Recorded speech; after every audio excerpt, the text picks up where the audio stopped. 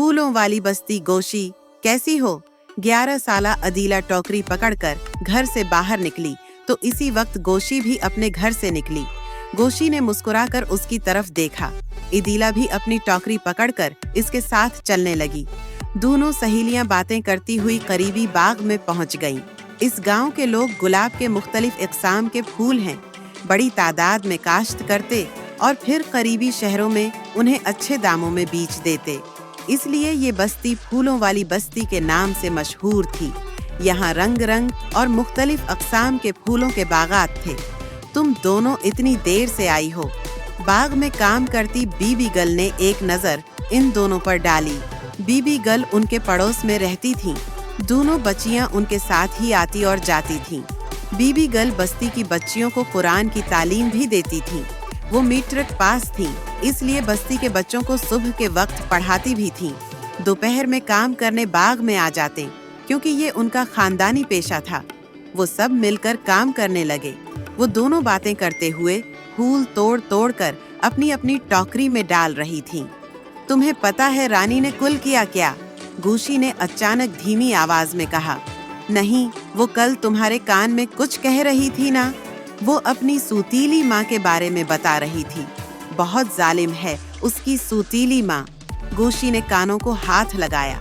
अच्छा, मगर शक्ल से तो बहुत अच्छी लगती है। हैं? अदीला ने हैरत से सवाल किया। शक्ल को रहने दो, बहुत तंग किया हुआ है रानी को। आसे खाने को भी नहीं देते। सब काम रानी से करवाती हैं।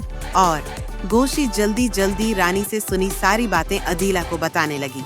शाम को जब वो दोनों वहाँ से वापस आए तो अदीला ने घर आकर अपनी माँ को गोशी से सुनी हुई सारी बातें बता दें।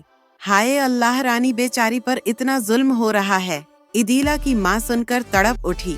अगले दिन अदीला की माँ ने ये बात अपनी पड़ोसन को बताई। उसने आगे किसी को, और इस तरह ये बातें बस्ती में चारों तरफ फैल गईं। जब ये बातें घूमती फिरती रानी के घर पहुँचे तो उसकी सौतीली माँ ने रानी के अबा से कहा, मैंने कब उसे भौंका रखा या मारा है? मैं बात करता हूँ। रानी के बाप ने परेशानी से कहा। जब अबा ने रानी से पूछा तो रानी परेशान हो गई। आबा, मैंने तो ऐसे ही कह दिया था, मेरा मतलब ये तो नहीं था कि। रानी ने डरते डरते कहा, तुमने झूठ क्यों बोला?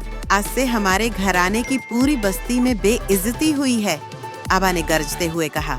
आबा, माफ कर दें। रानी ने रोते हुए कहा, आज से तुम्हारा बीबी गल के घर पढ़ने जाना बंद है। बस घर में रहो और काम करो। आबा ने फैसला सुनाया और चले गए। रानी रोने लगी। कुछ दिन पहले रानी की अपनी सूतीली माँ से किसी बात पर बहस हो गई, जिसका गुस्सा उसने झूठी कहानी बनाकर निकाला। मगर वो नहीं जानती थी कि इस है कि बनाई हुई झूठी कहानी पूरी बस्ती वालों को मालूम हो जाएगी।